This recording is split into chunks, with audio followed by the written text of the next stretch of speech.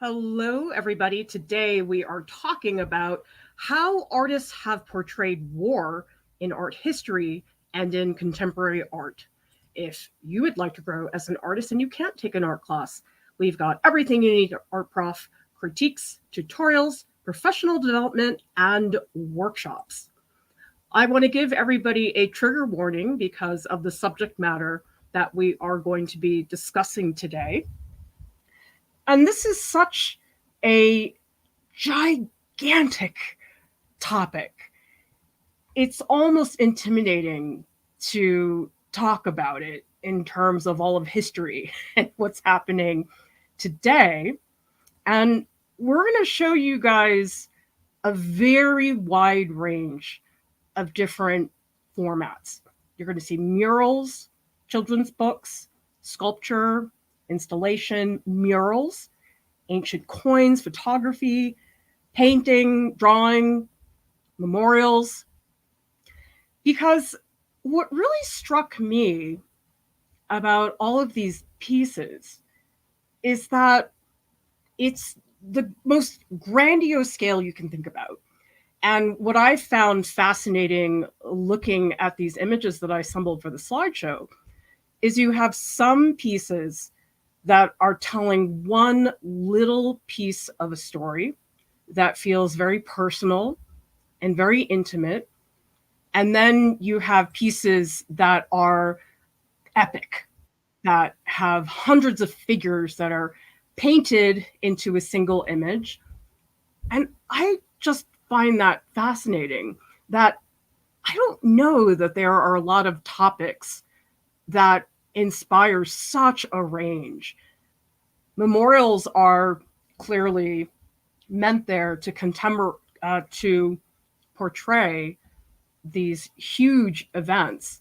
And I think in some ways it's hard to process artwork that we see like that. Tell me in the chat, have you seen maybe a photograph recently, or a painting, or an artwork, or one you've seen before that had to do with some war that stayed with you?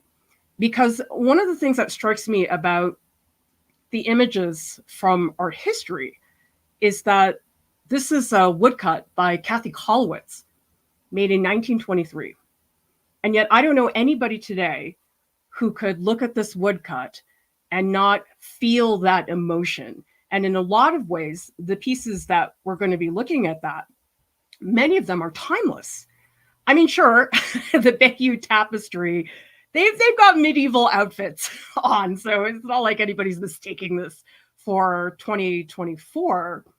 But looking at the images I assembled, I started seeing patterns, certain gestures that get repeated with the ages. And so even though, let's say we're looking at the Bayeux tapestry, and guys, this is huge. I wish I could go see this. It's in Normandy, France. And I think I read that it's something like 70 meters, and it's a tapestry. I mean, I can't imagine the crew they must have had to make thing like this. And one thing I noticed also, it was actually animals, because I was looking at these Native American ledger pieces. I'll show them to you in a minute. And they have a lot of horses. And in fact, a lot of the war images, I have some from India that also have horses. And so that's what I found really fascinating, was trying to figure out, okay, well, how are these wars specific? Because every war has its own number of details. But then what are some of the themes that begin to emerge across all of these different pieces that we can pull together as a more universal experience? This is what's referred to as the Terracotta Army. And this is a mausoleum of an emperor in China. And I believe they're supposed to accompany him in the afterlife. That's a lot of sculptures. They're gigantic. I mean, this is just blows my mind. If you guys look at these little people in the background, okay, that's how big this mausoleum is.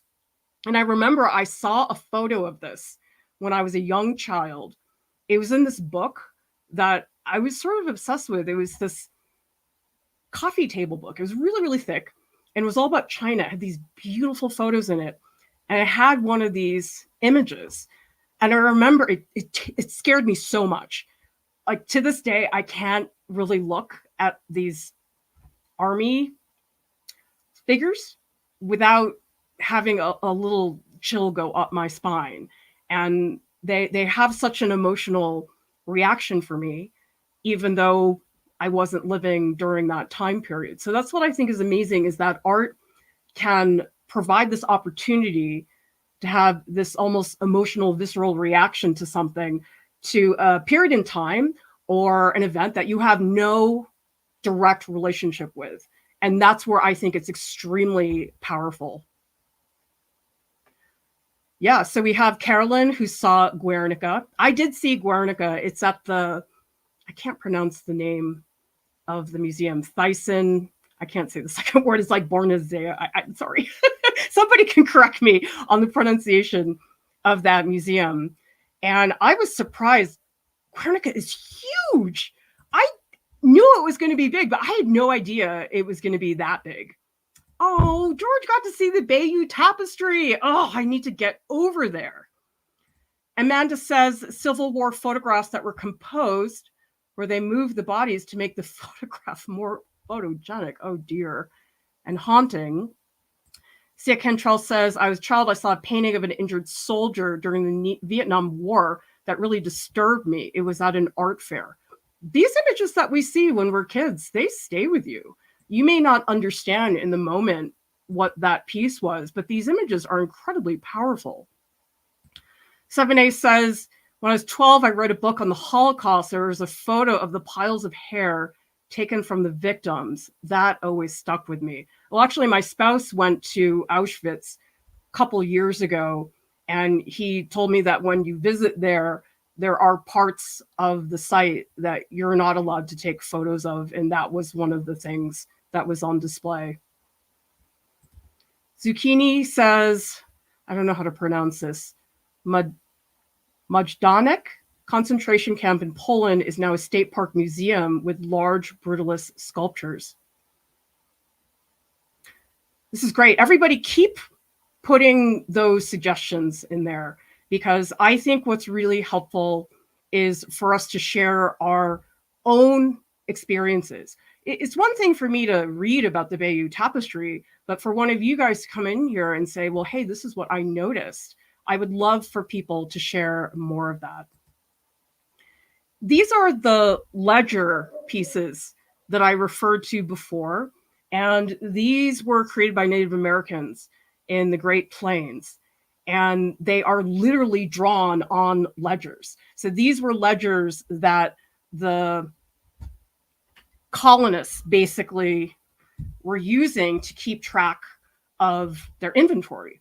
And the Native Americans, they had all these oral histories, and the ledgers actually became this pictorial representation of those oral histories.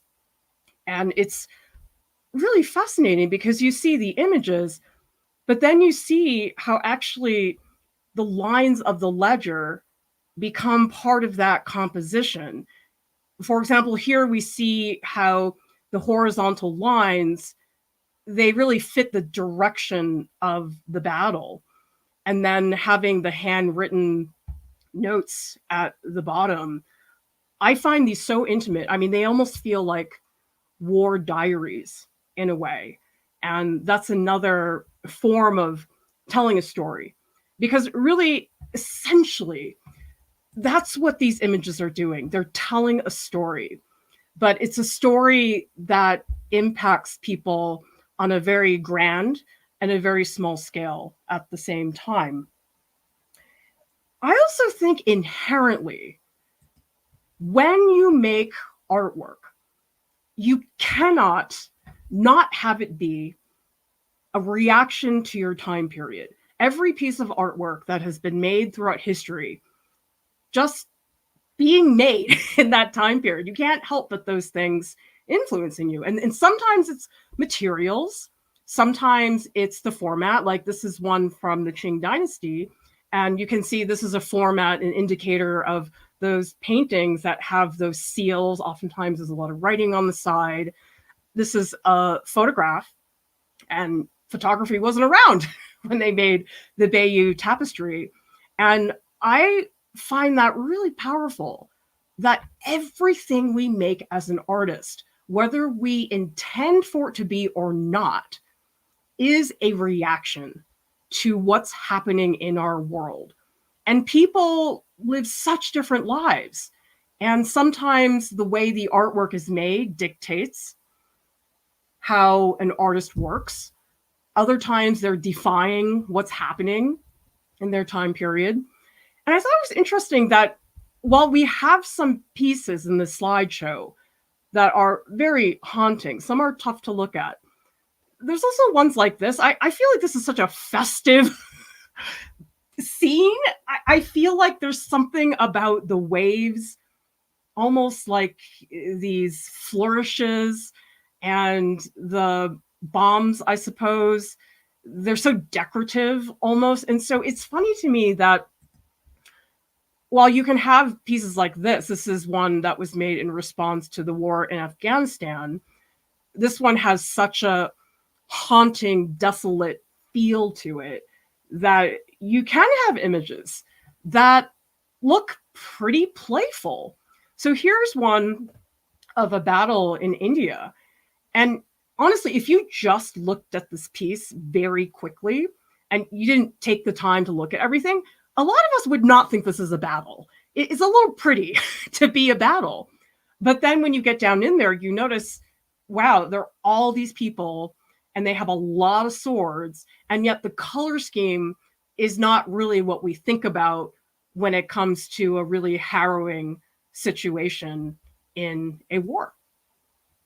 This one is contemporary. This is an artist. You can see this artist did a comic for the Washington Post that was published recently. And this is somebody who is a Palestinian living in Gaza. And we're seeing art being made right now. I mean, we always are. But I think when it comes to journalism and the way news is spread throughout the world, sometimes there can be more visibility for something. For example, being published in the Washington Post, obviously that's more visibility, but we have seen pieces that have gotten a lot of visibility without being published in such a big place like that. Let's take a look at what else people are saying in the chat. Real Deal says, Life magazine photos of the Vietnam War are seared into my brain. Life magazine was such a critical publication for photography. I mean, does everybody remember? It was a huge magazine. I mean, it was like this big. And yet I'm the same way. Like I remember the photos that were in that magazine. And it's so different now because there's no publication that is so sort of large in scale that it has such an impact. I think oftentimes we're looking at everything on a phone. Everything just feels minimized. But there's something about opening that big magazine and seeing the photos so large. 3rd of May by Goya. We're going to get to that in a minute. That is at the Prado. And Goya. I know what's not to love. He's just so good of all of these things. And 7A says the Mar palette from Egypt is another war art that I can remember from my childhood, but I was much more mesmerized by that. Amber says, in my small town thrift store, I found a small picture scrapbook and realized it was from Nazi Germany showing a school. There's German writing on the back with dates, but I don't read German. Thrift stores, you can find all kinds of things that, number one, you weren't even looking for. But number two, it's startling when you find things like that. John says, I was an adult, but I once went to an art museum in Chicago. They had an exhibit that had a warning message before entering. One of the pieces was purposefully hard to make out. A lot of these images are not easy to look at. It depends. I mean, for YouTube reasons, I couldn't show some of the more difficult images because I don't want the stream to be taken down.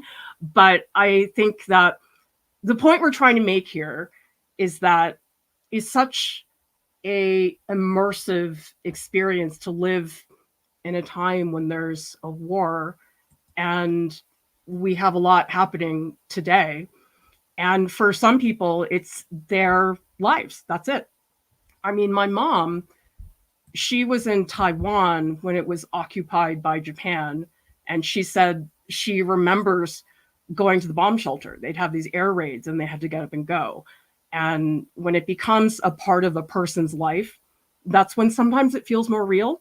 And so I think when artists show their point of view and explain, okay, this is my voice, this is my story, and the context of all of these wars, sometimes that's easier to connect with for people. Like this is Persepolis, and this artist wrote this comic.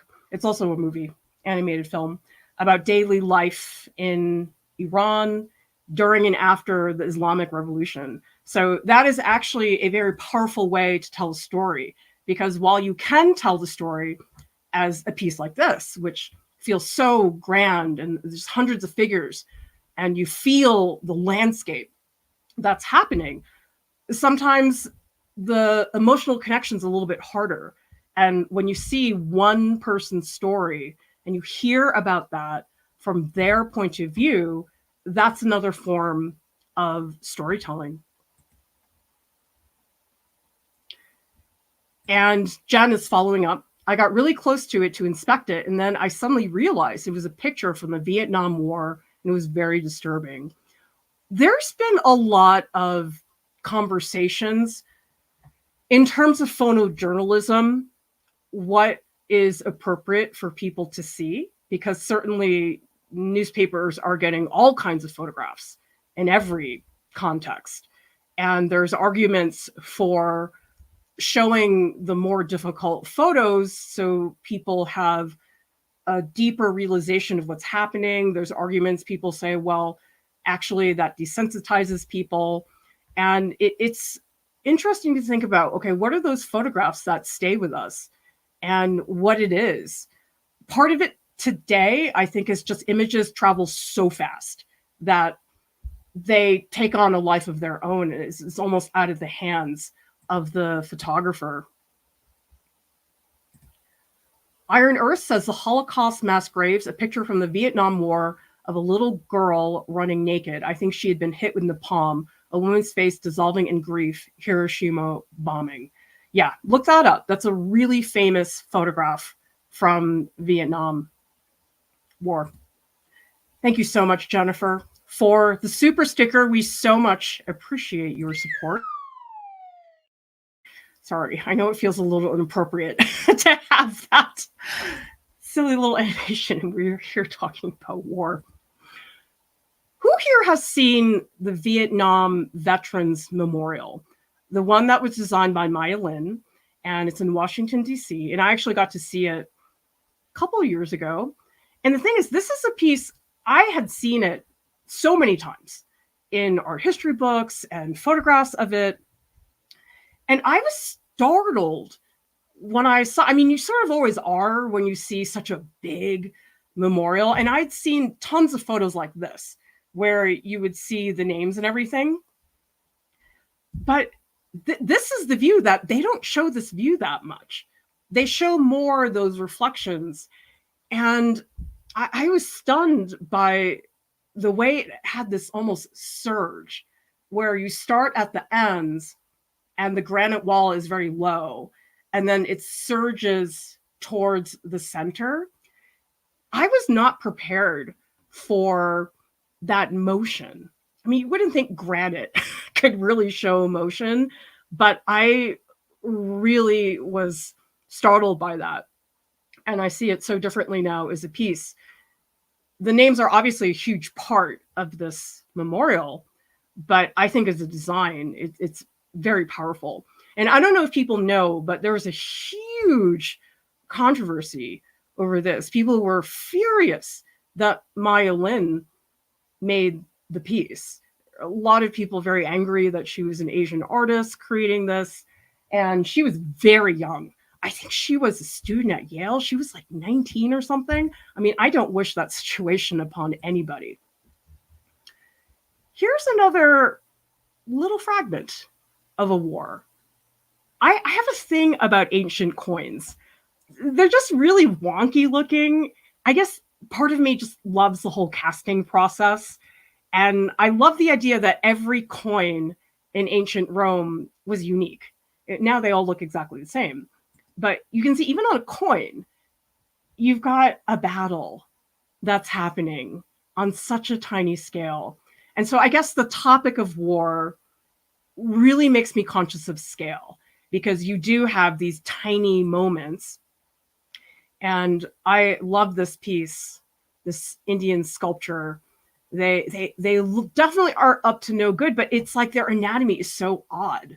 And I wouldn't say these are humorous at all, but there's just so much exaggeration that it's not the same thing as some of these, I guess, more gory paintings where, you know, Goya, you can see the out and stuff like that. So it is interesting that there is such a range. I mean, you wouldn't think there would be. Oh God, I couldn't watch Grave of the Fireflies. I had a really hard time with that movie, and that doesn't happen to me that often. I think because I have kids, it was just really hard for me to watch. And Amanda says, my aunt's office in the Pentagon got destroyed on 9/11. She was out of the office that day. I don't know if that is a day of tragedy or war topic. Well, that's a really good point to bring up, Amanda, that people have very different interpretations of war. I mean, there's war that is named. For example, we say the Civil War. That war has a name to it.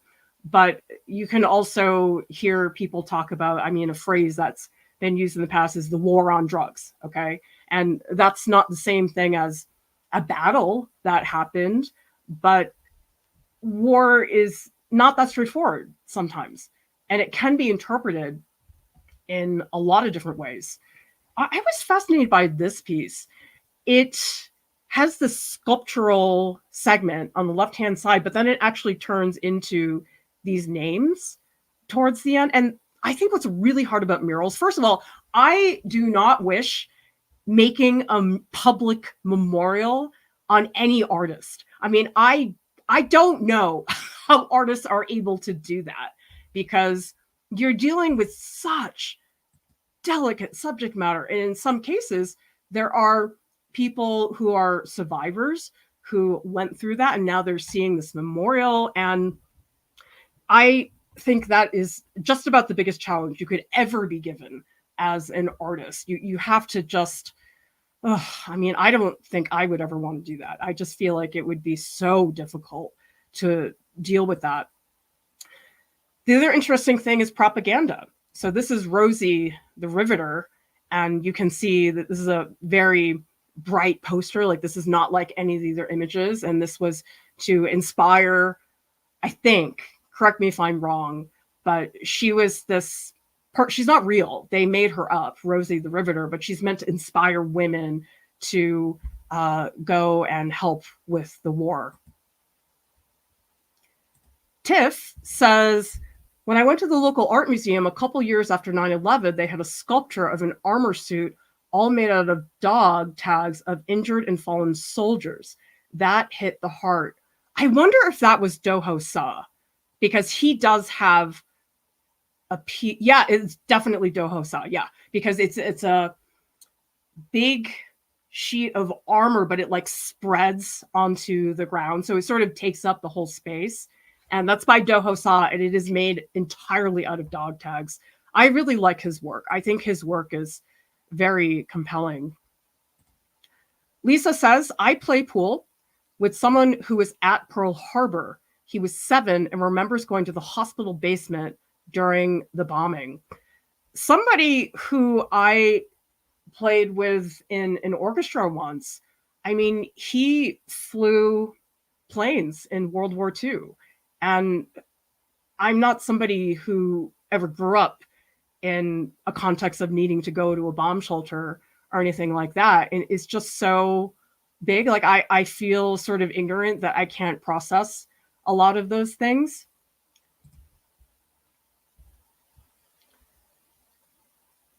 Well, so this is interesting. We have different takes on the Vietnam Memorial. Of course, everybody has such a different interpretation. C. Cantrell thinks it's brilliant. Real Deal says great. Jen Noel saw it on a sixth grade trip. And you're right that sometimes it depends on the age. I mean, if I had seen 3rd of May when I was 10, I don't think I would have cared that much. I mean, maybe if I had a really good art teacher who pointed that out to me. Joe says they've seen it. It's so powerful. George says, I visited a number of times, always moved almost to tears. A few names of people I know there. That experience of visiting a piece of art that is meant to memorialize those people. I mean, I've never made artwork like that. And I respect so much artists who can work with such delicate topics. This is an artist. Actually, his real name is Above, but I guess he goes by No Hope. And look at these just stunning photographs of this trail of scars. And people just don't feel this way about still lives. I mean, it's such a deeply human experience to see artwork like this that you're just not going to see in every other place. Jazz says, are these just American names in the memorial for Vietnam? I'm actually not sure. So maybe somebody can look that up and let me know. Wiley says, I feel in today's world we could think of war as a really broad act, not only the pursuits of government militaries, but also wars on the environment, on education in America, and on faith and science. Yes, I think it's a word that we can interpret literally. Like you can say, okay, it's a battle, but it's bigger than that. I think it can be seen in very different ways. Yeah, Real Deal says finding your person on the wall is very emotional, more than you think it will be. Yeah. Well, I like what Karasu here is bringing up. Karasu says there's a sci-fi horror series I read as a kid that was an allegory for war. I know there are graphic novel adaptations, but I can't find them. Well, I think sometimes sci-fi is a way to talk about those big themes, but without getting super specific about what you're talking about. Although I think one of the things that happens inevitably is people will look at a sci-fi show and they'll say, oh, that character or group of people, they're actually supposed to be these people in real life. I suppose that's sort of unavoidable, but sometimes when you take these themes of war and you take them out of the factual part of history, sometimes it is a different way to think about war because you don't have all those attachments to all those other things. 7A says, I have found it interesting when art has been used to talk about topics of war and violence that are not allowed by an authority and use metaphor to try to depict real issues. Yeah, it's interesting how if I go back through a whole bunch of the images, how some of what we look at, like in this piece here, it's a symbol. Okay, so we don't see actual human faces like we do here. I mean, these are very highly distorted and exaggerated, but symbolism is oftentimes a way of communicating that artists use to talk about war. For example, there are countries with specific symbols that are strongly associated with them. And so that's oftentimes a way to talk about that. Whereas, well, like here's a symbol. We have liberty leading the people by Delacroix. And liberty is this personification, okay? There's no real woman that actually looks like that. Liberty is not a real person. She's this symbol who is walking over the war. So that's an interesting point, that sometimes you can have an image and you say to yourself, oh, okay, that's not a real person. That's a symbol. That's something representing something. Whereas this one by Michal Wark, this could be more like, okay, that's an individual soldier. This soldier is not meant to represent a giant group of people. And we also have, that's it, Comcube. Rosie the Riveter was to encourage women to work in factories as all the men were gone to war. And Carolyn says, I grew up during the Cold War, which had some of the fear of an active war, but kind of in the background of daily life. Every war is so different in terms of the geography is oftentimes, has to be a big part of that. So C. Cantrell says, interesting, reminds me of Godzilla destroying Tokyo, which is, I think it's hard to think that all of those anime pieces and Godzilla movies with giant mushroom clouds, I mean, it's, I mean, that whole event traumatized this generation, and it's not really an image you can walk away from because it was just such a part of that experience. Jazz says the time period around World War I and II in Germany, the art known as New Objectivity depicts people as ugly, like the artists were coming to terms with the atrocities and brutality they had seen. And it's interesting how we all experience that in such different ways. I mean, for a lot of people, they're absorbing some of these photographs that are coming out from the media. I mean, most of us are looking at that on our phone. And that is a very different thing than when you go to the memorial, you go to the museum, and you see the actual object. I mean, I think we talk a lot about how seeing artwork in real life, it's never going to compare to seeing the digital photo. It's never going to compare.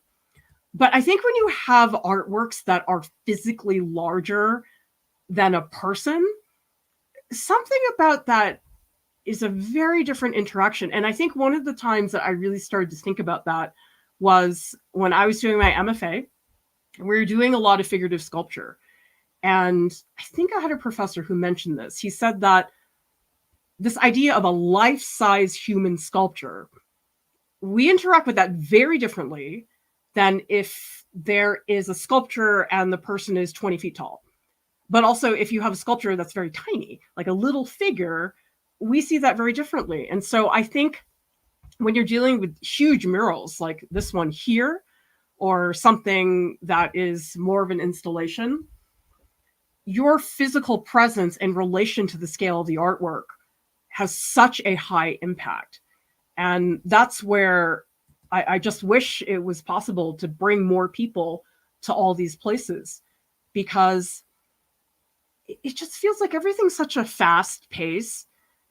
And the thing is, when you go to a place like, let's say, Korean War Veterans Memorial, and you're in that space, you have to slow down and absorb it.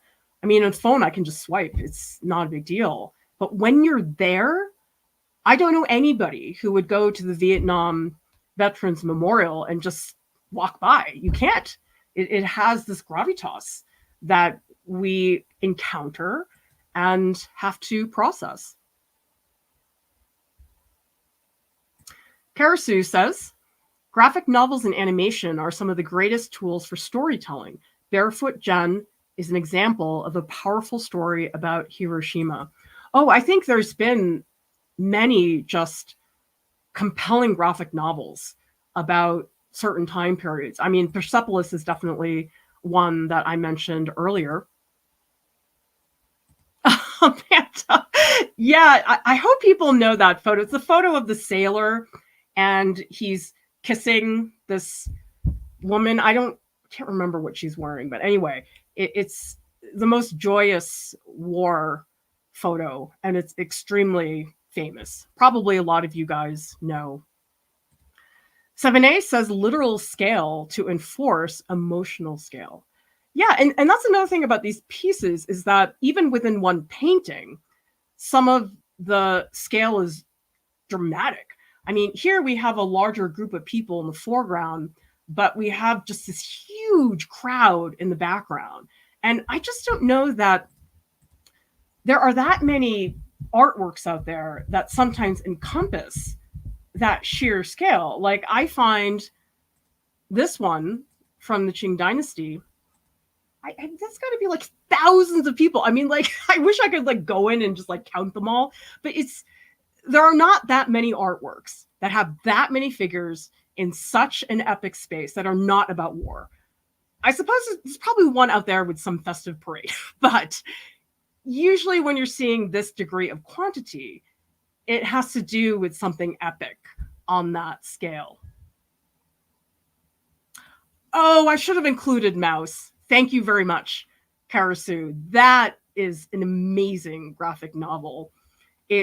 I cannot believe it got published, actually, because it is not, at the time it was published, it's not what people thought of as being a comic or graphic novel. And I think, I might be wrong, maybe somebody can look it up, I think that Mouse was the first graphic novel to win a Pulitzer, I think. But that is an amazing book. And I couldn't put it down. It was just so compelling.